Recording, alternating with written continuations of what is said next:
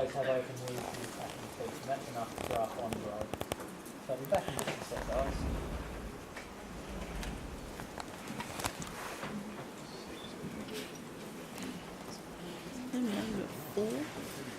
They know it's dinner time.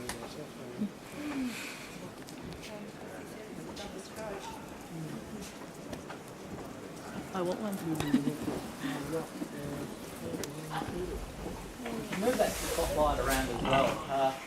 It can move around. Devils don't usually stay in one spot for too long when they all want food more than the other. So it's a little bit of a tug of war that they will sort out in a few minutes, but once everyone establishes themselves, they feed quite well together. So I'll be back in there in just a sec, guys.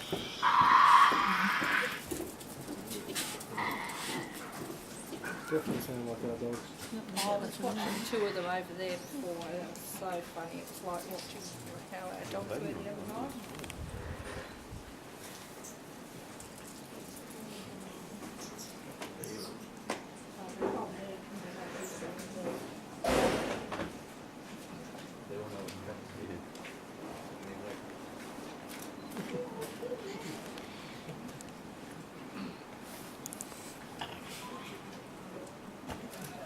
There we go.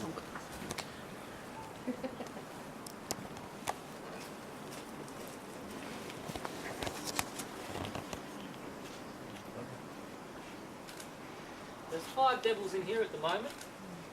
These guys are all last year's young, so of course they rely on that sense of smell. Their eyesight's pretty poor actually. It's quite a big feed tonight for 5 devils. This porch is pretty much flat.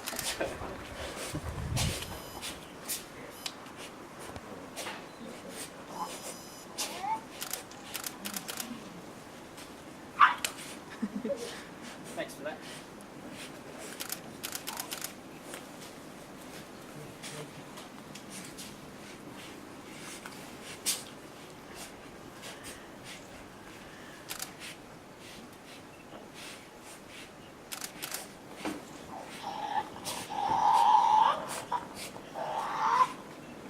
So you'll come out in the morning having nothing left of that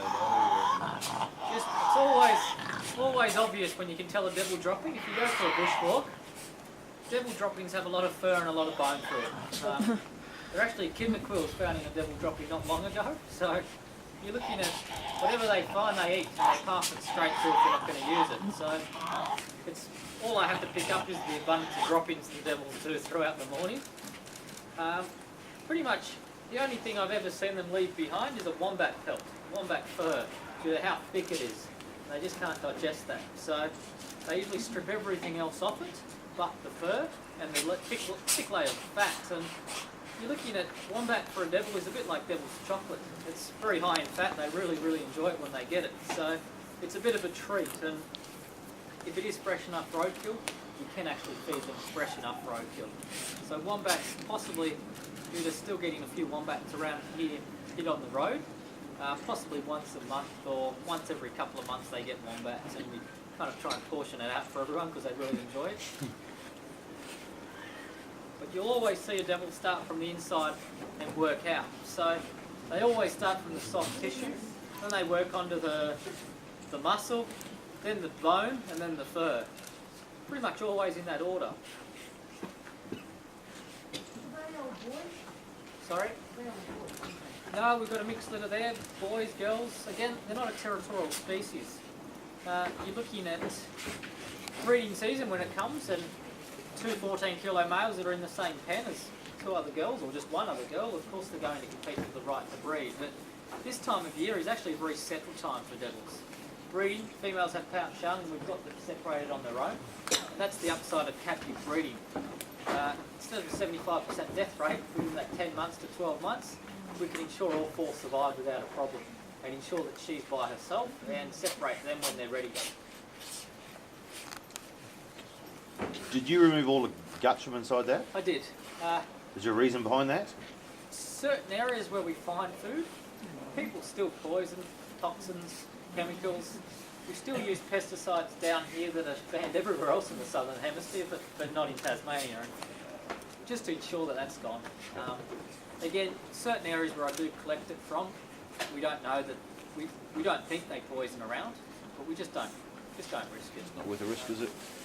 This is how a devil could have got a mutation. There's so-called not enough scientific evidence to prove that it was poison or a toxin that caused the mutation, but it's lack of genetic diversity that they do suffer from. But definitely all the chemicals and toxins that we use down here and what we've done over the last 200 years, we've definitely had a bit to do with this. And again, time will tell. 20 years down the track, they'll ban all these poisons and toxins that are banned everywhere else, and then point a finger on that and say we should have never used it, but we should have banned it before, by the time everyone else bans it. So, Like 1080. 1080 is actually one of the better poisons, I have to admit. But 1080 is used in an abundance.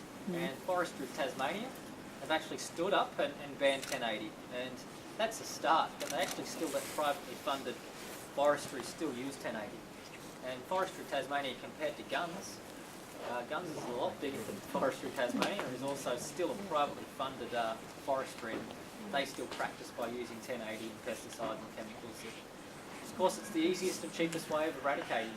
And That's 1080. again, if we've got to start thinking a little bit more long term other than short term. And short term is just let's just poison and kill everything off now. And long term, we can employ people to professionally cull in certain areas, and we can do the job properly. We can wait till the population gets to a point and then cull sustainable cull, and that will ensure that we don't use toxins and chemicals that could all be part of this. We don't know.